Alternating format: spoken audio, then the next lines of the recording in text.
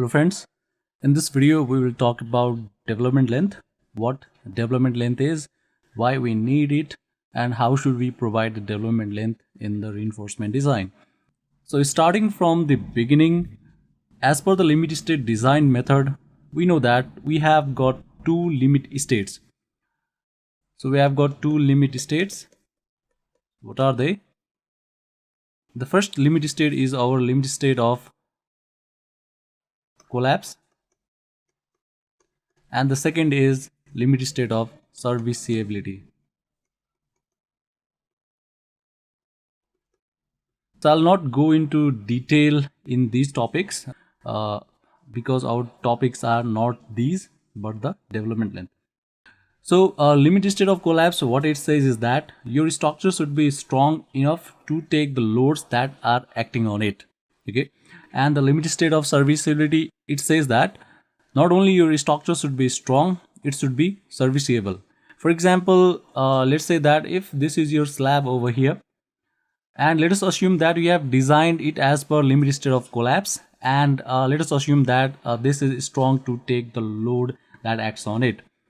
However, let's say that this slab is not serviceable because there are huge deflections and huge vibrations in this slab. Now when you enter the room from here, and if there is a huge deflection on the slab, then can you live in that room? No, you cannot live there, because psychologically you will be afraid that this will collapse. Though it will not, but you will think that it will collapse. So due to this reason, not only our structure should be able to take the load in limit state of collapse, but also should be serviceable. One of the things that you need to satisfy, or that you need to provide in order to satisfy the limit state of collapse, is the bond. So what is the bond and why we need it? So we know that we provide the reinforcement in the concrete, don't we? Yes, we do that. Let us say that this is our column over here and this is our beam. So I'll draw this section. Okay, and we know that we have got reinforcement in this beam. Now let us assume that we have provided a reinforcement like this. So when you try to pull this bar, so this is my rebar over here. So when you try to pull it from here by applying the tension force T, this will not come out. Why? Because there is a bond between the concrete and the rebar. The bond is nothing but the adhesion between the concrete and the rebar that prevents the rebar from slipping from the concrete. How this bond between the concrete and the rebar is generated? So it is generated by the following reasons. So reason number one, it is due to the friction force. So what happens is that when you pull out the rebar in this direction, then the friction force will be generated here like this throughout the rebar, and that will prevent the slipping of the rebar from the concrete. Next one is the interlocking. We know that in our structures we do not use the plain bar having a smooth surface.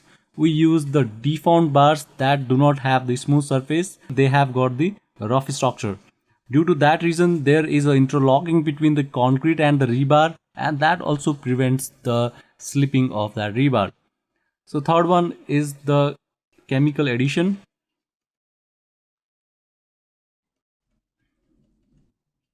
So the addition force is created between the concrete and the rebar, and that also prevents the slipping of the rebar. So when you apply the force on this beam from here, the force is transferred to this rebar as well, and this rebar will transfer the force from here to this column. So to transfer this load from this beam to the column, this length that you provide, the length of this rebar, it needs to be sufficient. If this is not sufficient, then the force will not be transferred to the column, and that force will be taken by the beam, and the chances are that the beam might fail. Due to this reason, the sufficient length of this rebar must be provided into the column. So how do we check whether or not the sufficient length has been provided? So as you have seen that the more the length, the more properly the force will be transferred from the rebar into the concrete. That is the concrete of the column. So how do we check this, whether or not the length is sufficient? So this thing we check with the help of the development length. With the development length. So we'll talk about this in our next video.